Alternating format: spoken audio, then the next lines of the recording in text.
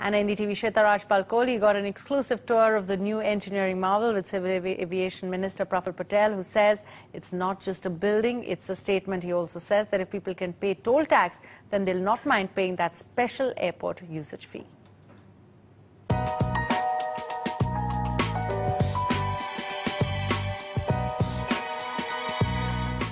The sheer size and scale of this terminal that's almost daunting. The size of it perhaps bigger than Mumbai, Hyderabad, Bangalore, the new terminals all put together. We're talking about 78 aerobridges departure gates. That's the highest at any site in the world. Tell us more about some of the records that this terminal will be setting.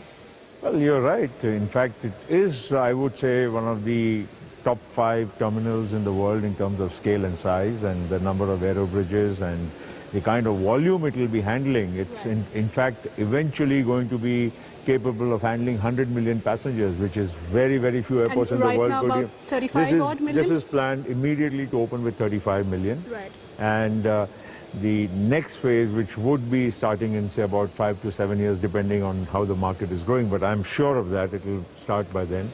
We will have a replica of this entire facility, what you have, a mirror image. These are just statements. You see, this is not something which is a big building which has been designed to look grand or something. I think this is also a reflection of what India has in store. It is a symbol of new India, of India's economic growth, clearly, and also the fact that this has come up in a record time of 37 months. Has that taken you by surprise as well? Well, I think most people keep wondering whether infrastructure projects in India will ever come up in time. Right. And that has been, I would say, one of our biggest woes. Right. But this airport, as you rightly said, 37 months, Hyderabad, Bangalore, all built within the specified time frames, are, I think, a demonstration that we can do, and capable of implementing big projects. What worries some people is the cost overrun, the profitability of the aviation sector overall and airports in particular. Your thoughts on the fact that the estimated cost of this terminal has been way more than what was initially estimated?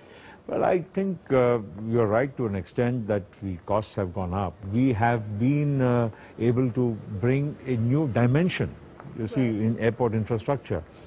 I'm not trying to say that costs should not be contained, and of course they should be. At the end of the day, these are all commercial projects, and we can't end up having financial disasters.